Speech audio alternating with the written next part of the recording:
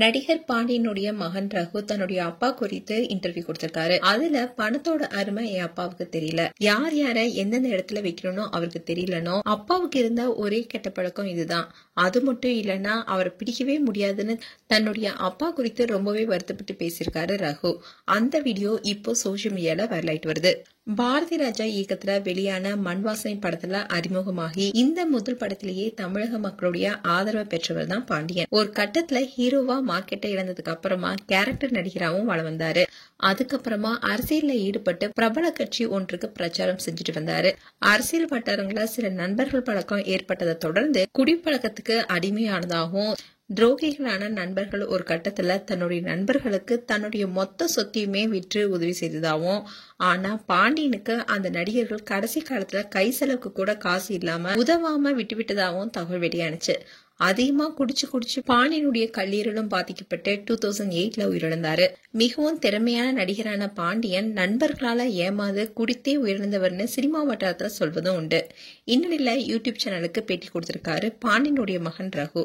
அந்த இன்டர்வியூல அவர் என்ன சொல்லியிருக்காருன்னா, தேனியில ஒரு கூட்டத்துல நின்றுட்டு இருக்கும் போது என் அப்பாவை பார்த்த பாரதி ராஜா சார் தரையில இருக்க மண்ணை எடுத்து இதுல எத்தனை மண் இருக்குன்னு கேட்டிருக்காரு. உடனே என்னுடைய அப்பா 3500 இருக்கும்னு சொன்னாரு. இதை கேட்ட பாரதி ராஜா, நீதான் என் படத்து ஹீரோன்னு சொன்னதுமே எங்க அப்பா ஆடி போயிட்டாராம். அப்புறம் எங்க அப்பா நிறைய குடிப்பாரு, குடிக்க அடிமையாகிட்டாரு. குடிப்பழக்கம் மட்டும் இல்லைன்னா அவரை பிடிச்சிருக்கவே முடியாது. அவர் ஒரு ரியல் ஹீரோ, வெகுளித்தனமா இருப்பாரு.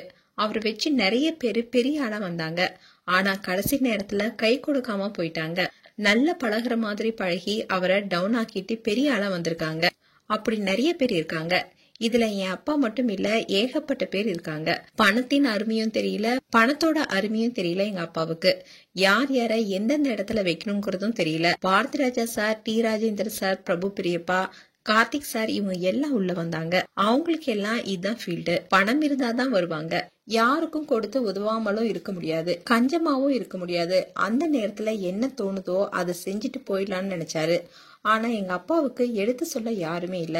பக்கப்பலமா அப்பாவுக்கு அப்படி யாருமே இல்ல. அப்பாவுக்கு அப்புறமா பெரியப்பா பாட்டியும் பக்கப்பலமா இருந்தாங்க, அவங்களும் இறந்துட்டாங்க. கடவுள் எனக்கு தந்த வரம் எங்க அம்மா தான் என்னை வளர்த்து இந்த அளவுக்கு படிக்க வச்சிருக்காங்க. அப்பா இறக்கும் போது நான் ஸ்கூல்ல படிச்சுட்டு இருந்தேன். பட வாய்ப்புக்காக 25 கம்பெனில நான் ஏறி இறங்கியிருக்கேன். எனக்கு 2 படத்துல நடிக்க வாய்ப்பு கிடைச்சது. ஆனா அதை எனக்கு சரியா கையாள தெரியல. அப்புறம் அப்பா நடிச்சதுலயே எனக்கு ரொம்ப பிடிச்ச படம் மண்வாசனை, முதல் வசந்தம், ஆண்கள் நம்பாதே படங்கள் ரொம்பவே பிடிக்கும். அப்பாவும் நானும் சூரிய வம்சம், வாரணம், 1000 படங்கள் சேர்ந்து பார்த்திருக்கோம். அப்பாவை பார்த்ததுமே உலகத்தையே மறந்துடுவேன். நானும் என் அப்பாவும் ஒரே மாதிரி இருப்போம். இதுதான் கடவுள் எனக்கு தந்த வரம்னு ரகு ரொம்பவே வருத்தப்பட்டு பேசியிருக்காரு. இந்த வீடியோ இப்போ சோசியல் மீடியால வேலையிட்டு வருது. மேலும் நடிகர் பாண்டியன் குறித்தும் மகன் ரகு குறித்தும் உங்களுடைய கருத்துக்களை கமெண்ட் செக்ஷன்ல சொல்லுங்க. இது போன்ற வீடியோஸை பார்க்க நியூஸ் தமிழ் கிளிக் சேனலை சப்ஸ்கிரைப் பண்ணுங்க. மறக்காம நோட்டிபிகேஷன் பட்டனை கிளிக் பண்ணுங்க.